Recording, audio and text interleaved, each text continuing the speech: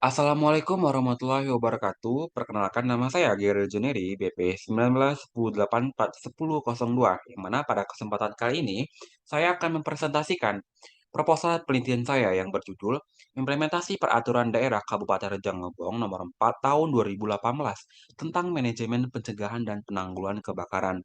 Nah, sebelum itu saya ingin mengucapkan terima kasih terlebih dahulu kepada pembimbing satu saya, Bapak Dr. Andes Yoseridel MSI, dan pembimbing kedua saya, Ibu Kusdarini SIP MPA, yang telah membantu dan membimbing saya hingga tahap seminar proposal pada sekarang ini. Nah, pada bab satu ini terdiri dari latar belakang masalah, rumusan masalah, tujuan penelitian, dan manfaat penelitian. Nah, yang pertama latar belakang. Kebakaran menjadi bencana non-alam yang harus selalu diwaspadai, terutama di perkantoran, permukiman, maupun pertokoan. Kebakaran bisa disengaja atau tidak disengaja. Kebakaran biasanya menyebabkan kerusakan properti atau kehancuran properti dan cedera atau kematian manusia. Sebanyak 17.768 kasus kebakaran terjadi di Indonesia selama tahun 2021. 5.274 kasus disebabkan oleh arus pendek aliran listrik. Perkembangan penduduk Indonesia, terkhususnya daerah yang mulai padat penduduk, juga mempengaruhi bangunan di perkotaan. Meningkatnya kepadatan permukiman, alih fungsi bangunan, dan semakin kompleksnya perkembangan industri dewasa ini seringkali meningkatkan risiko kebakaran jika tidak memperhatikan pertimbangan keselamatan. Bangunan vertikal yang sifatnya high-rise perlu diperhatikan perencanaan dan desain bangunan, khususnya proteksi kebakaran. Nah, alasan pemilihan lokus penelitian. Sebanyak 26 kebakaran terjadi di Kabupaten Rejang Lebong sama tahun 2022, memiliki jumlah kebakaran terbesar kedua di Provinsi Bengkulu setelah Kota Bengkulu sebanyak 66 kasus kebakaran. Kedua, sebanyak 278.793 penduduk, memiliki kepadatan penduduk terbesar kedua setelah Kota Bengkulu. Yang ketiga, pembentukan POS atau UPT, satu dari dua kabupaten atau kota di Provinsi Bengkulu yang memiliki pos kecamatan selain Kota Bengkulu. Nah, fenomena empiris teoritis. Yang pertama, banyak bangunan, baik swasta maupun pemerintah, atau fasilitas industri tidak memiliki sistem proteksi kebakaran lengkap yang sesuai dengan peraturan atau standarnya. Yang kedua, masih sedikit program atau inovasi yang dilakukan Dinas Pemadam Kebakaran Rejang Lebong, baik itu pencegahan maupun penanggulangan kebakaran. Yang ketiga, realokasi dan refusing anggaran karena pandemi COVID-19, sehingga sedikit program kerja yang dilaksanakan khususnya program pencegahan.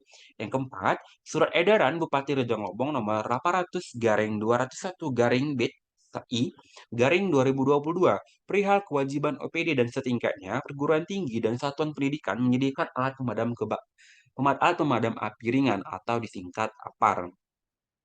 Nah, lanjutannya, kegiatan penyuluhan atau sosialisasi terkait kesadaran masyarakat atas kejadian kebakaran di lingkungan masyarakat masing-masing. Namun, kegiatan sosialisasi yang dilakukan bersifat undangan dari pihak eksternal, bukan dari program kerja dinas. Selanjutnya, tumpang tindih tugas, pokok dan fungsi di antara aktor implementasi Perda tentang manajemen pencegahan dan penanggulangan kebakaran. Selanjutnya, ketentuan pasal 21 ayat 1 Peraturan Daerah Kabupaten Rejang Lebong Nomor 4 Tahun 2018 tentang Manajemen Pencegahan dan Penanggulangan Kebakaran. Dinas Pemadam Kebakaran Rejang Lebong membentuk pos pemadam kebakaran di tiap kecamatan. Selanjutnya, pelaksanaan pembentukan pos kecamatan dari 7 pos sesuai keputusan Bupati Rejang Lebong nomor 180.441.9 tahun 2017 tentang pembentukan pos kecamatan. Baru 5 yang terrealisasi dan 2 belum terrealisasi. Nah, rumusan masalah. Bagaimana implementasi peraturan daerah Kabupaten Rejang Lebong nomor 4 tahun 2018 tentang manajemen pencegahan dan penanggulangan kebakaran. Nah, yang mana tujuan penelitian ini mendeskripsikan dan menganalisis implementasi dari peraturan daerah Kabupaten Rejang Lebong nomor 4 tahun 2018 tentang manajemen pencegahan dan penanggulangan kebakaran. Nah, manfaat penelitian. Yang pertama ada manfaat teoritis dapat memberikan kontribusi bagi keilmuan administrasi publik, terkhususnya kajian dalam konsentrasi kebijakan publik, yaitu implementasi kebijakan. Yang kedua, manfaat praktis bagi peneliti dapat mengaplikasikan keilmuan yang didapat selama berkuliah di jurusan administrasi publik, terkhususnya konsentrasi kebijakan publik. Yang ketiga, ada manfaat praktis bagi lembaga dapat menjadi bahan acuan dan rujukan serta masukan terhadap instansi terkait, yaitu Dinas Pemadam Kebakaran dalam rangka implementasi kebijakan manajemen pencegahan dan penanggulangan kebakaran di Kabupaten Rejang Lebong. Yang keempat, manfaat praktis bagi pihak lainnya. Dapat menambah khasana ilmu pengetahuan tentang pencegahan dan penanggulangan kebakaran. Nah, kita masuk ke bab kedua, yaitu tinjauan pustaka, terdiri dari studi penelitian yang relevan, teori, skema pemikiran, definisi konsep, dan definisi operasional. Nah, pada kesempatan kali ini ada 4 studi penelitian yang relevan. Yang pertama, yang diteliti oleh Yelni Aprina dan Rahmadani Yusran pada tahun 2019 yang berjudul Implementasi Peraturan Daerah Kota Bukit Tinggi Nomor 2 Tahun 2015 tentang Pencegahan dan Penanggulangan Bahaya Kebakaran.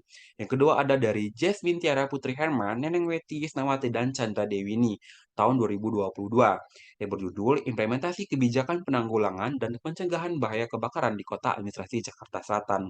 Yang ketiga ada dari Nur Kaida pada tahun 2019 yang berjudul Kinerja Pegawai Dinas Pemadam Kebakaran dan Penanggulangan Bencana di Kota Makassar. Yang terakhir ada dari Ali Yafi'e tahun 2018 yang berjudul Implementasi Pasal 31 Peraturan Daerah Kota Banjarmasin nomor 13 tahun 2018 tahun 2008 tentang pencegahan dan penanggulangan bahaya kebakaran. Nah, pada kesempatan kali ini dan penelitian ini, peneliti menggunakan teori Donald van Meter dan Carl van Horn atau dikenal dengan teori van Meter dan van Horn. Ada 6 variabel yang dalam teori ini. Yang pertama ada standar dan sasaran kebijakan. Yang pertama, yang kedua ada sikap laksana, yang ketiga ada sumber daya, yang ketiga, yang keempat ada karakteristik organisasi pelaksana, yang kelima ada komunikasi antar organisasi terkait, dan kegiatan-kegiatan pelaksana. Yang terakhir ada lingkungan sosial, ekonomi, dan politik. Nah, bisa dilihat pada skema di layar, itu ada skema pemikiran dalam penelitian ini.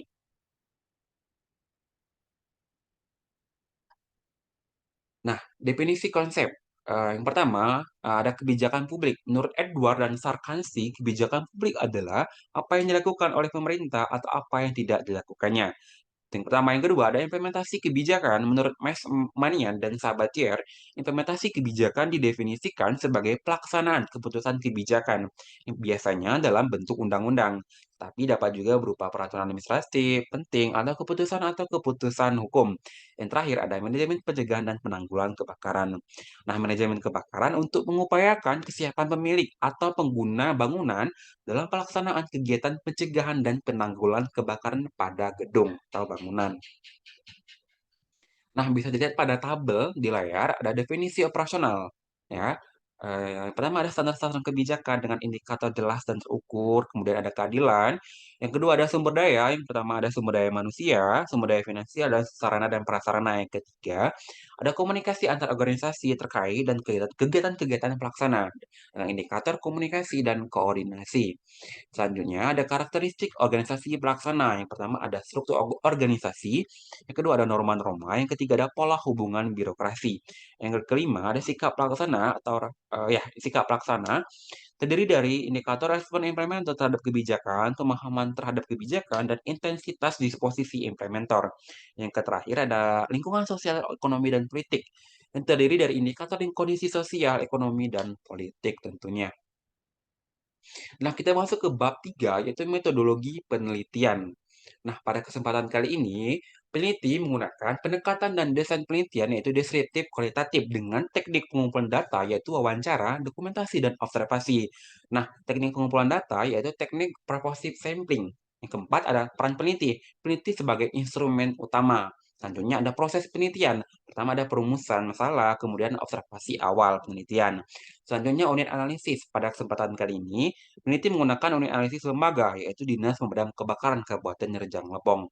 Selanjutnya, teknik teknik analisis data. Yang pertama ada reduksi data, penyajian data, dan verifikasi data. Terakhir ada teknik keabsahan data, yaitu peneliti menggunakan teknik triangulasi sumber data. Nah, itulah proposal penelitian saya. Saya ucapkan terima kasih. Assalamualaikum warahmatullahi wabarakatuh.